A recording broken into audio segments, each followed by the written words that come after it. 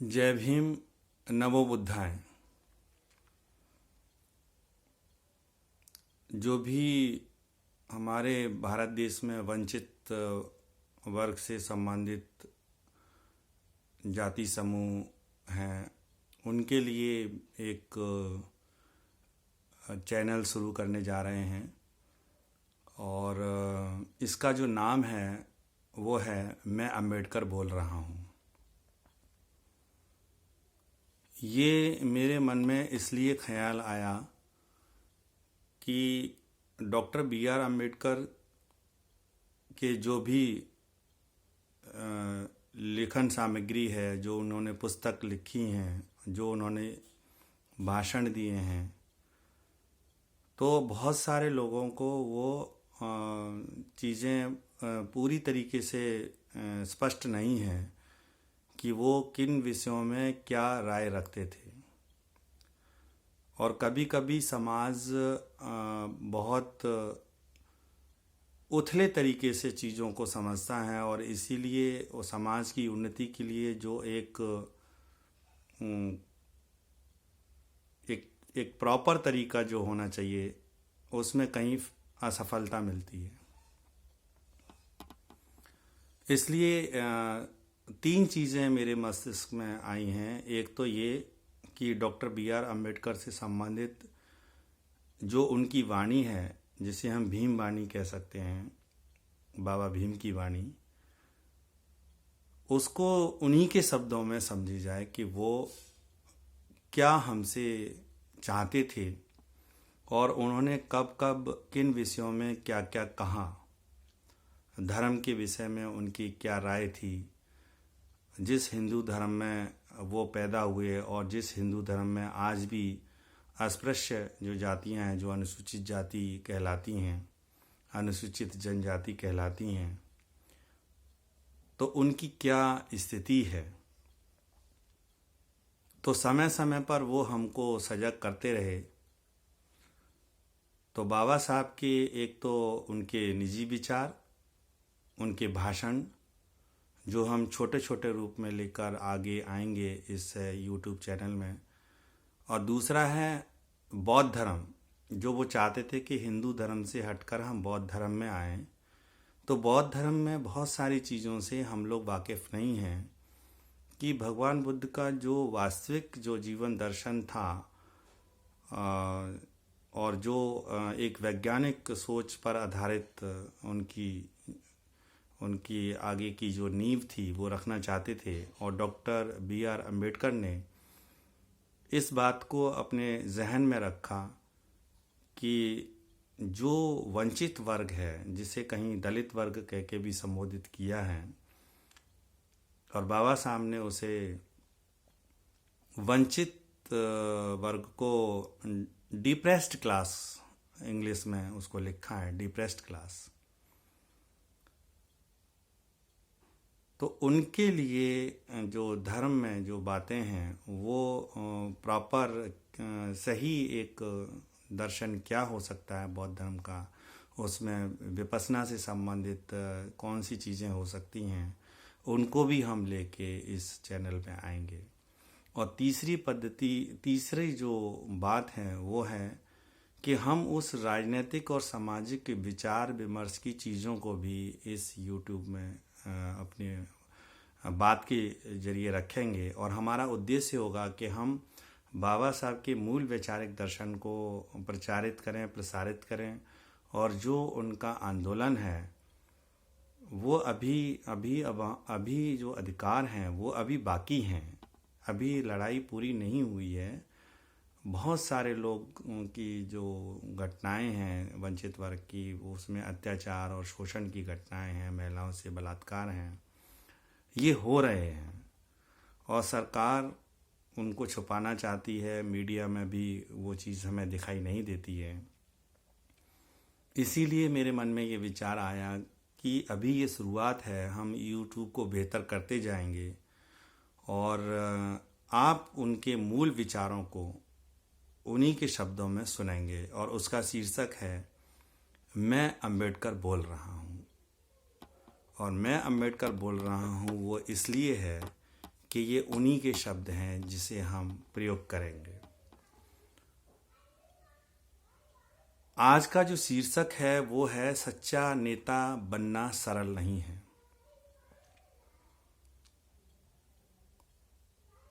दलित वर्ग के आंदोलन में, शोषितों और वंचितों के आंदोलन में अनेक लीडरशिप हमें देखने को मिलती है और अनेकों उसमें इस तरीके से शामिल हैं कि वे सच्चाई से नहीं जुड़े हुए हैं। उनके अपने व्यक्तिगत एजेंडा हैं, अपनी व्यक्तिगत यश की कामनाएं हैं। धन को लेकर भी उनमें जो चंदे से और दान से एकत्रित धन है उसका एक सही जगह सदुपयोग नहीं है और कहीं उसमें भ्रष्टाचार भी देखने को मिलता है। हम ये जानेंगे कि एक एक पैसे का उपयोग हम समाज में किस तरीके से करेंगे और बाबा साहब वास्तव में जिस तरीके की चीज़ को चाहते थे कि जो नेता हैं यदि वो उस काम को आगे बढ़ाना चाहते हैं तो उसमें मूल काम है शिक्षा के क्षेत्र में कार्य को करना। केवल शिक्षित बनो और संगठित रहो, संघर्ष करो, ये जो बाबा साहब का मूल मंत्र है इसको दोहराते रहने से हमारा उद्धार नहीं होना है।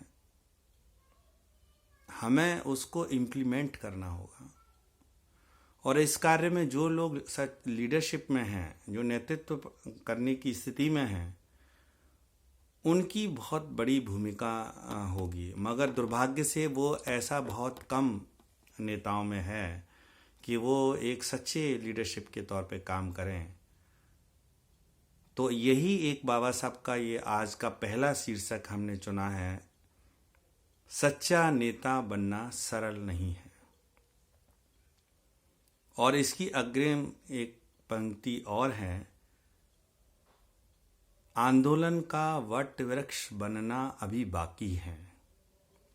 आइए सुनते हैं इस शीर्षक में कि मैं अंबेडकर बोल रहा हूँ, वो क्या कह रहे हैं इसमें, बाबा साहब की वाणी में। तुम्हें लगता होगा कि नेता बनना बहुत सरल बात है, लेकिन मुझे लगता है कि नेता बनना बड़ा मुश्किल है। मुझे आज भी खुद नेतागिरी में कठिनाई लगती है क्योंकि दूसरों की जैसी मेरी नेतागिरी नहीं है। मैंने जब आंदोलन शुरू किया था उस वक्त कोई भी संगठन नहीं था, मुझे अकेले सभी काम करने पड़ते थे। संगठन बनाने का काम भी मुझे ही करना पड़ता था, समाचार पत्र भी मुझे ही निकालना पड़ता था। इसलिए मूक नायक, बहिष्कृत भारत व जनता इत्यादि समाचार पत्र मुझे ही निकालने पड़े। समाचार पत्र छापने के लिए प्रेस का इंतजाम भी मुझे ही करना पड़ा था। सच कहा जाए तो हमें सभी कुछ शून्य से निर्माण करना पड़ा था। मेरा यह मानना नहीं है कि जो कुछ हुआ वह पूरे तौर से पूर्ण हो चुका है। मेरा तो मानना है कि जो कुछ हुआ है वह आवश्यकता का 1% भी नहीं है। हमारे लिए भविष्य में बहुत कुछ करना बाकी है। अभी बहुत लंबी राह तय करनी बाकी है। अभी तक जो कुछ हुआ है वह बीज से अंकुरित होते पौधे के बराबर है। अभी पौधा लगाया गया है, आंदोलन का वट वृक्ष बनना अभी बाकी है। कहने का अर्थ यह है कि हमारे नेताओं के कंधों पर कुशल नेतृत्व करने की बहुत बड़ी जिम्मेदारी है। लोगों में जागृति पैदा करना, उन लोगों का संगठन बनाना अत्यंत आवश्यक है। यह काम हर एक नेता को करना चाहिए। जिसके पास धैर्य नहीं है वह नेता नहीं बन सकता। अतः हमारे कार्यकर्ता को धैर्यवान होना चाहिए। जो व्यक्ति मरने को तैयार रहता है वह कभी मरता नहीं है, और जो मरने से डरता है वह पहले से ही मरा हुआ होता है। ऐसा समझना चाहिए। इस देश के हिंदू हमें उत्पीड़ित करेंगे तथा हमारे रास्ते में रोड़े अटकाएंगे। लेकिन कुछ भी हो, हमने जो मार्ग चुना है, जिसे हम इंसानियत कहते हैं, हमें उसे कभी छोड़ना नहीं चाहिए। इसलिए सभी कार्यकर्ताओं को धैर्यवान होना चाहिए। मान सम्मान के साथ जीना हमारा परम कर्तव्य है। मान सम्मान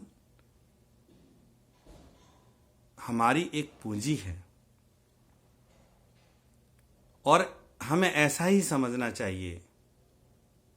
इसे हासिल करने के लिए हमें आंदोलन को जारी रखना चाहिए। ये डॉक्टर बी.आर. अम्बेडकर के अपने शब्दों में 1953 में भाषण दिया था, उसका एक अंश है।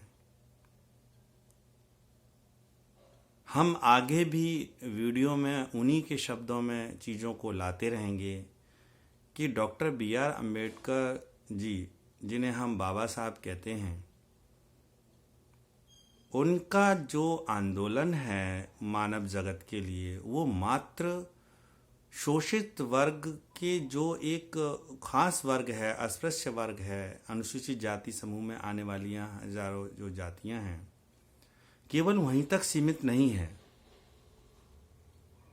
हम आगे देखेंगे कि उनका जो आंदोलन है वो इस समस्त संसार के जो उत्पीड़ित लोग हैं, जिनका भी शोषण जारी है, उनके कल्याण के लिए उनमें सोच है।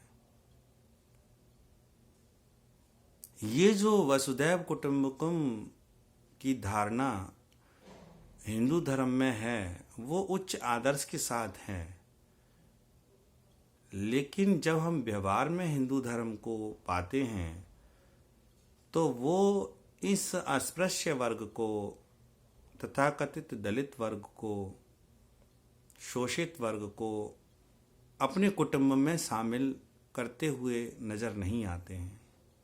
उसमें हमें दोहरी पद्धतियां नज़र आती हैं, दोगलापन नज़र आता है और इंसानियत एक जो शब्द है उससे वो अभी भी दूर है। इसलिए धम्म मित्रों, बाबा की शरण में आए हुए अनुयायियों से मेरा एक निवेदन है कि वो बाबा साहब को जब भी समय मिले उनके मूल विचारों को पढ़ें और मूल विचारों को सुनें। और आज जो समसामयिक परिस्थितियां हैं, यानी समाचार पत्रों के माध्यम से वो जिस जगह भी हैं, केवल स्थानीय खबरों पर ही अपनी राय नहीं बनाएं, वो अपने अध्ययन को विशाल स्वरूप देना शुरू करें। तमिलनाडु स्टेट में क्या हो रहा है, कर्नाटका में क्या स्थिति है, केरला में क्या स्थिति है, नॉर्थ ईस्ट में क्या हो रहा है, कट्टर हिंदूपन किस तरह से अपने पांव पसार रहा है, हिंदू और हिंदुत्व में जो संगठन, तथाकथित संगठन आगे चल रहे हैं, क्या उनमें हमारे अधिकार सुरक्षित हैं? क्या हमारे करोड़ों लोगों के लिए जो बाबा साहब चिंता करते थे, क्या वो उस मकाम को पा चुके हैं? हम ये पाते हैं कि अलग अलग राज्यों में दलित उत्पीड़न की जो घटनाएं हैं वो अभी भी घट रही हैं और महिलाओं को सॉफ्ट टारगेट बनाकर कि इनके लोग तो इनके लिए कुछ कर ही नहीं पाते हैं और वो घटनाएं घटती हैं। बाबा साहब ने इस जो अभी मैंने 1953 के भाषण का अंश सुनाया है, उसमें एक इंसानियत को लेकर उन्होंने हमारे कर्तव्य का ध्यान दिलाया है। दूसरा, आंदोलन की दिशा में उन्होंने बोला है कि अपने कार्यों को उन्होंने 1% अंश के बराबर बताया है। जितना उन्होंने 1953 तक कार्य किया होगा, उसको वो कह रहे हैं कि जितना कार्य होना चाहिए वो 1% अंश के बराबर है। दूसरा, वो कह रहे हैं कि वो अंकुरित पौधा है। हजारों वर्षों से जो शोषण होता आया है, अभी हम उस मुकाम पर नहीं हैं जहां आर्थिक समृद्धि पूरी तरीके से आ चुकी हो।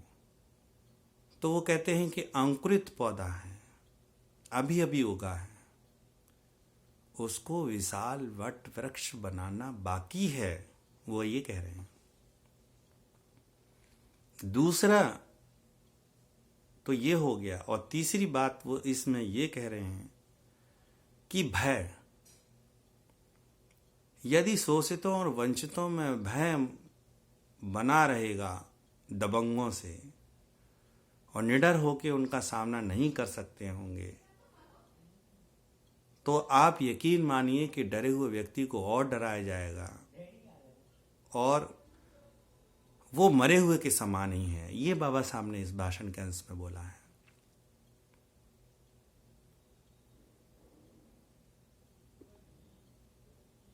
कोरेगांव पार्क का उदाहरण है हमारे सामने कि महारों ने किस तरीके से बहादुरी के साथ पेशवा की सेना को परास्त किया था।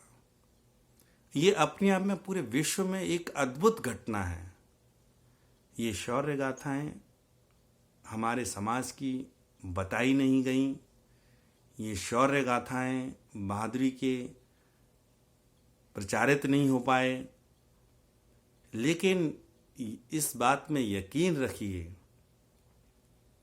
कि ये जो वंचित वर्ग हैं, ये जो शोषित हुई जातियां हैं, इनके लोगों में अपार शक्ति है, बस उनको शक्ति का ध्यान नहीं है। और यदि उन्हें अकेले में डर लगता है किसी चीज़ का मुकाबला करने में, तो बाबा साहब कहते हैं संगठित रहो। आप समूह में रहोगे तो आपको डर नहीं लगेगा, भय नहीं होगा। इसलिए संगठन होने चाहिए। संगठन में ईमानदार नेता होना चाहिए। तो बाबा साहब यहाँ एक बात और कह रहे हैं कि नेता होना सरल नहीं है। अरे सुधारक होना सरल नहीं है।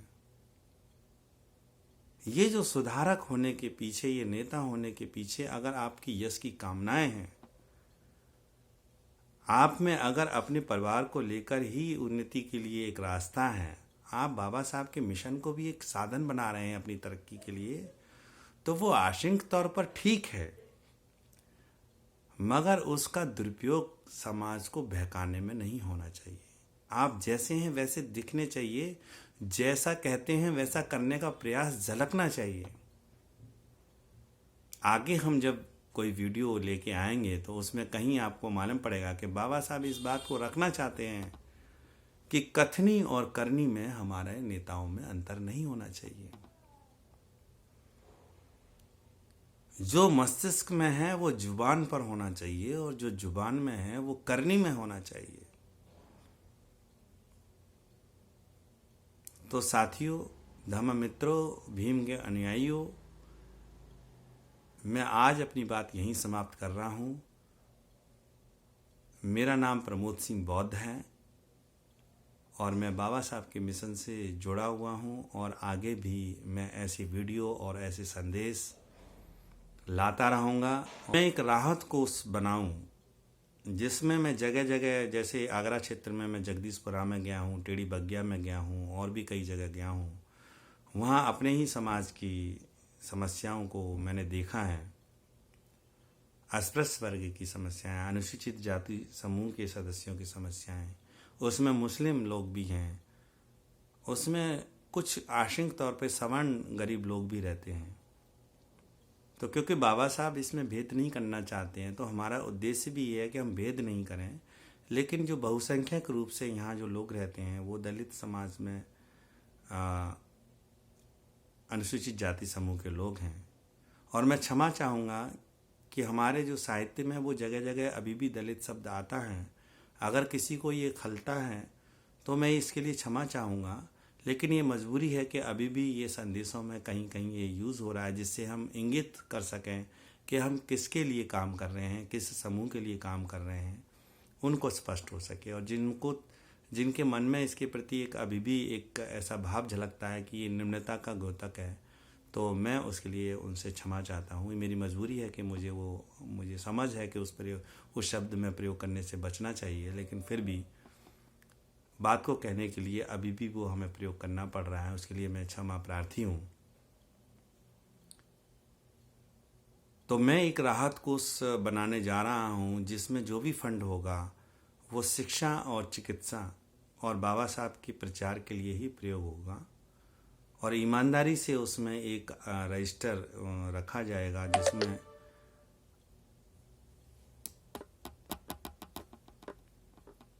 जिसमें जो भी आय होगी, जो भी चंदे का दान का पैसा आएगा, और उसको रिकॉर्ड में रखा जाएगा। और जहाँ पे भी राहत कोष के रूप में, जैसे किसी के परिवार में, गरीब परिवार में दुर्घटना घटित हो गई, किसी के घर में पन्नियों से वो नीचे बैठे अपना कार्य कर रहे हैं और टिन भी नहीं डली हुई है, कोई कोई बेरोजगार युवक है जिसकी दुकान टूट रही है, तो हम उसको बचा सकते हैं, उसके रोजगार को बचा सकते हैं।